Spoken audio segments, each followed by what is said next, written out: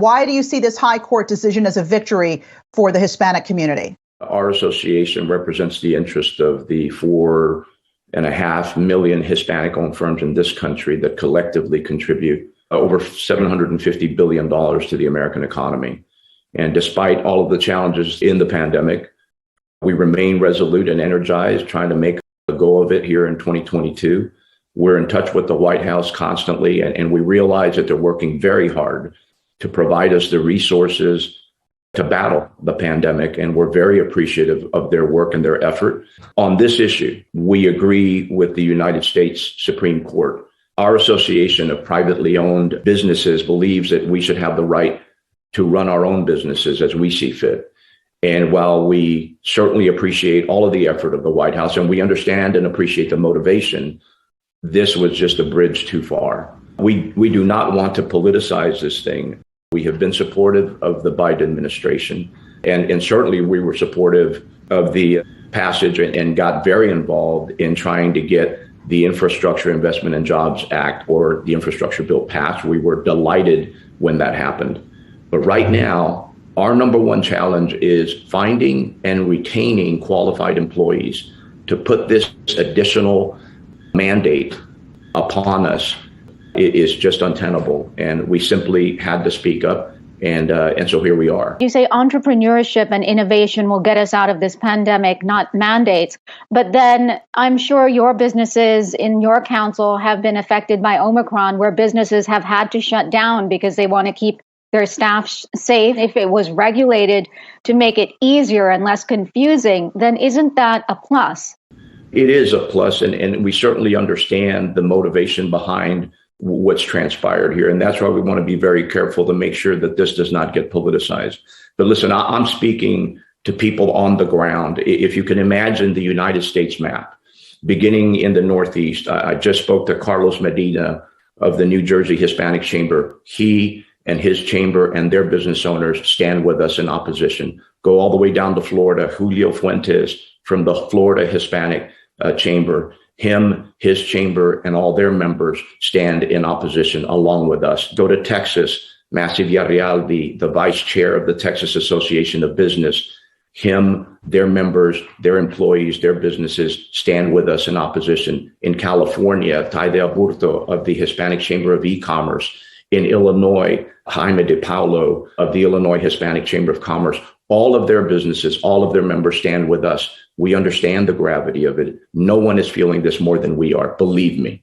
But our number one challenge, again, is finding and retaining employees. To put this additional burden upon us is simply untenable. There is no way that we can get into the policing of who's gotten a vaccination. What we have put in place on our own, and it's working for us, is strict regulation, strict policy within the company to ensure that everybody is being encouraged and incented to get their vaccination.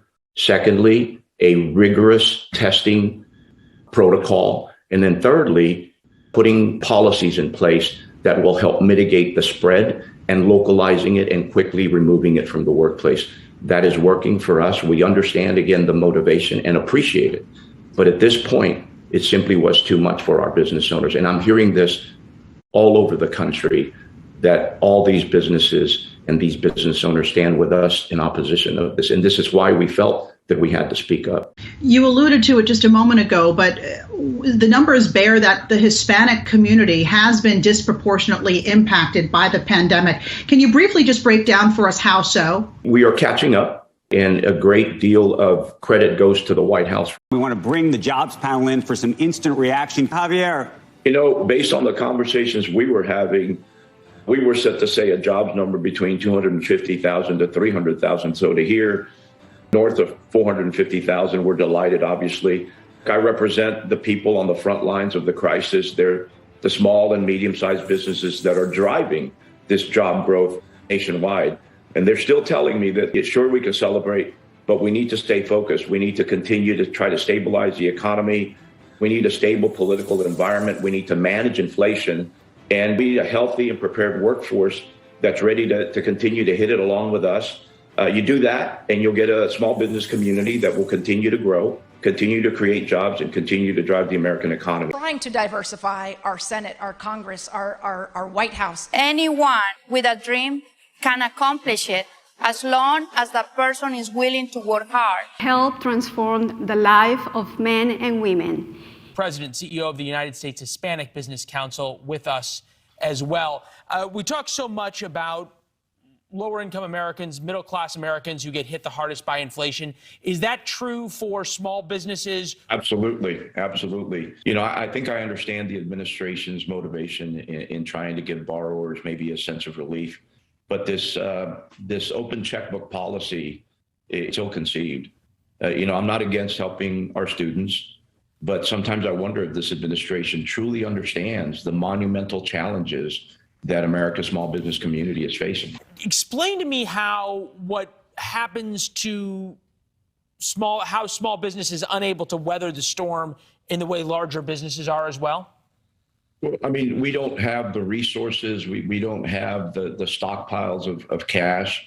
Divisions of accountants and tax experts trying to figure out how to best manage, our taxes, against a backdrop of inflation rates that we haven't seen in 47 years. 47 years, America's small business community is struggling just to survive. I mean, typically the annual inflation rate is somewhere around 1.8, 1.9, maybe 2%. No, you can't. As you rightly stated, we're at 8.5% right now. And this is a punch in the gut of American small business. What minorities, specifically Hispanics, specifically those in Texas, Arizona, Nevada, are going through right now? No, they clearly don't. And by the way, it's the United States Hispanic Business Council. The chamber is a great organization, but I lead the Hispanic Business Council. Keep in mind that, again, with the backdrop of 8.5% inflation, we are, as American small businesses and Hispanic businesses specifically, we're still dealing with the devastating impacts of COVID, coupled with unprecedented supply chain disruptions, the like of which we've never seen in American history. None of that has gone away. I mean, the media may not be covering them as much, but those are very real to American small businesses. And at the United States Hispanic Business Council, we always say that the only thing we're prouder of than being Hispanic is being American. And every job we create, every tax bill we pay, every product we manufacture, every service we provide goes to benefit the American economy. We're proud to be Americans. We're proud to be contributing to this nation that we love so much.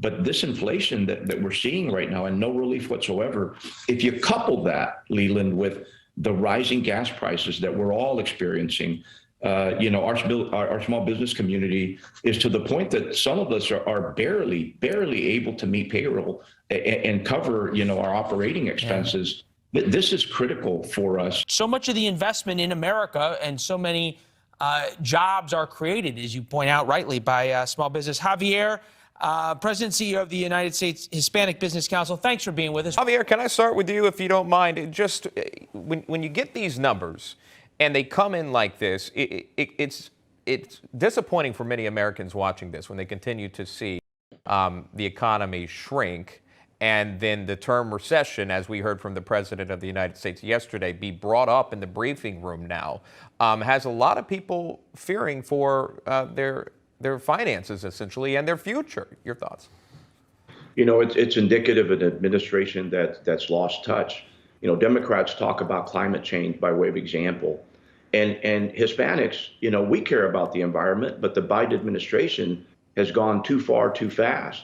They shut down the Trans-Canada pipeline, and now we're dealing with, the worst inflation in almost 50 years while we're paying $5 a gallon. And when it comes to small businesses, these rising fuel costs are like an invisible tax on everything. The cost of everything goes up, not just direct fuel, but manufacturing, transportation, plastics, pharmaceuticals, even farming fertilizer. When energy costs more, everything costs more. We need an administration that will focus on the economic issues. Business leaders within the Democratic Party putting more pressure on the president to do something to fix record high gas prices that are hurting the workforce and cutting into companies' bottom line. Here's Javier Palomares. He's the president and CEO of the United States Hispanic Business Council. You're absolutely right, Megan. In this economy, no family is safe, no industry is spared. these energy prices were rising to begin with. And the funny thing about rising energy costs, it's like an invisible tax. All of a sudden, everything costs more. Manufacturing, production, transportation, even farming fertilizer costs more. And so what we're seeing is that obviously the American family is feeling it, but more than anyone, American small business is feeling it. We were already dealing with the after effects of COVID, with still challenges in the supply chain, now an 8.5% inflation rate, where we're used to maybe 1.5, 1.8. We're seeing 8.5 this year. And on top of that, these skyrocketing energy costs. It's really untenable for the American small business community. Yeah, one problem compounded with another, and still everybody looking for a solution here. A recent Wall Street Journal poll found 83% of Americans believe the economy is poor or not so good. We're talking about an overwhelming majority here. Can this administration restore Americans' faith? I don't think it's ever too late to try. But the reality of it is, to a large extent, we're dealing with a self-inflicted wound. We're bleeding out from that self-inflicted wound. You know, on his first day in office, President Biden shut down the Trans-Canada pipeline, and that's what began what we're seeing today. I think he needs to get out of the echo chamber. I think he needs to listen to the American small business community and let us advise his strategy. Yes, we need to maintain our goal of decarbonizing, but do so in a responsible fashion, in a sustainable fashion. In the meantime, we actually need to increase our oil and gas production to meet the needs of the American family and to ensure that we don't find ourselves dependent on foreign adversaries for our own fuel and our own energy. We do appreciate the efforts that this administration has illustrated time and again, but I really believe that this president, who I still believe in, would do well to quit listening to his little circle of advisors, get out of the echo chamber, listen to American small business. It's my constituency of American small businesses that are paying the taxes, driving this economy, and creating the jobs. As we go, so goes the American economy. And we just want our administration to listen to what we have to say. There's a lot of pressure on the Fed right now to increase interest rates. Can it be done successfully without slipping further into a recession? And what are the long-term impacts on small businesses? The time-honored solution has always been to raise interest rates and slow down the rate of inflation. But at the state at which our economy is right now, it's very tentative.